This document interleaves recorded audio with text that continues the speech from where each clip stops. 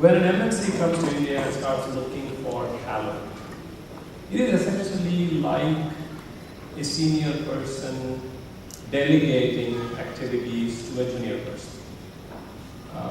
What do you look for in a delegate? You look for that person to fill in whatever you would have done yourself. You do recognize that the person you are delegating a certain task to does not have the same level of experience maybe, but you would expect that person to have sufficient background that once you're given a certain amount of initial coaching, they will pick up and become viable representative of whatever that you will do. So I think in a company, when a company comes to India and says they would like to work with someone, I think the situation is very similar. What I personally have seen is that we have many companies, in fact we probably have too many companies, who look very, very similar. I've been coming to India since 2007, interacting with many companies, and when you look at what they have to offer, it's very difficult to differentiate one from the other.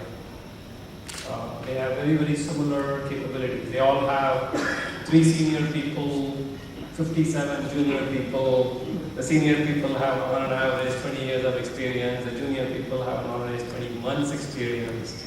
And of course, if you go talk to the junior people, they all say, we are all experts in whatever, X, Y, Z. And we are ready to move on and do fantastic things for you.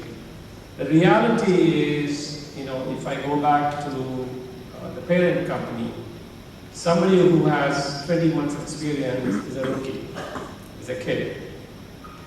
We don't, there is a lot more to be learned. So when an MNC comes looking for talent, if they are looking for very boring work, then they're not very picky. But the boring work becomes difficult to continue to perform well for the long haul. That is why people say they are fed up with it and they move on somewhere else. So if you want to do real engineering work that is interesting, there is a level of maturity, I think, that would be sought after. And that maturity comes by developing the talent. We use the word talent somewhat loosely here. Talent is the potential. I'm not looking for talent. I'm looking for talent plus skill. Okay? Because an MNC is not coming here to say, well, there are all these potential capabilities, we will invest and grow. That is not what the MNC is looking for. So the availability of the people that can be proven is a consideration for... It is, but I think, it is not only the availability, but also the capability. Availability is one aspect, but then the capability by way of what do they know, what skills do they have, what are they able to contribute is also important. Have you said you have been coming here since 97, right?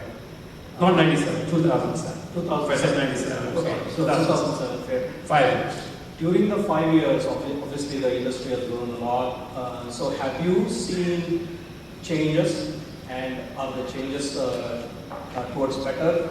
Has yes. your own expectation as a customer also have changed? How are they going to change going to 2020? The changes are positive. That's the good news.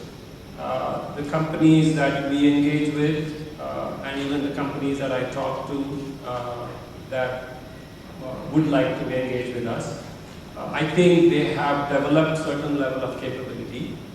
But I think it is the one part that worries everybody.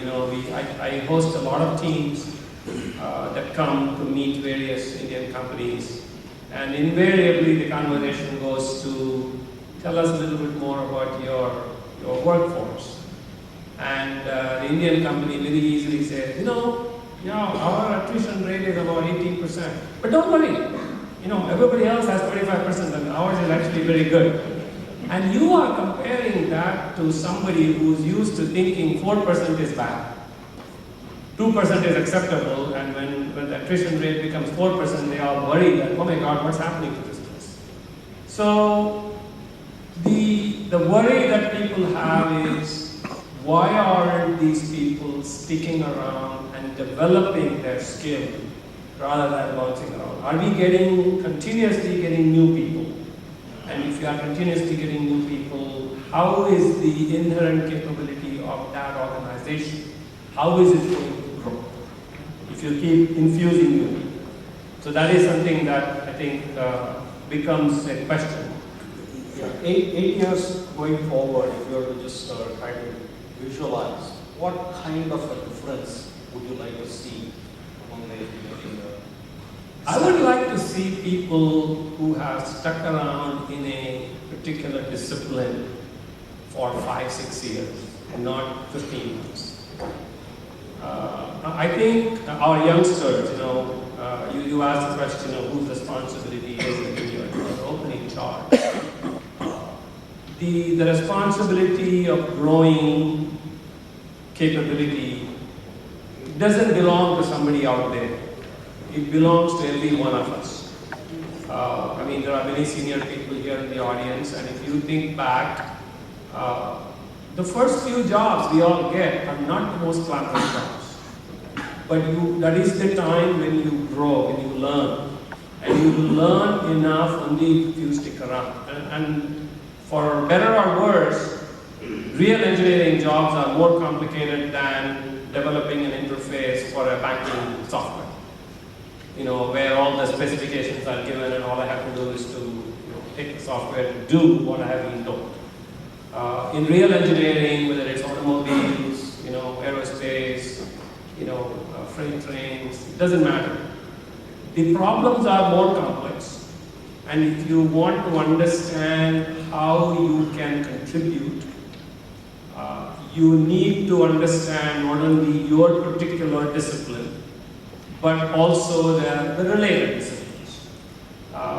If you want to grow to be a leader, you not only have to understand the engineering aspects, but you have to understand people aspects, you have to understand business aspects. And some of these have been mentioned earlier this morning.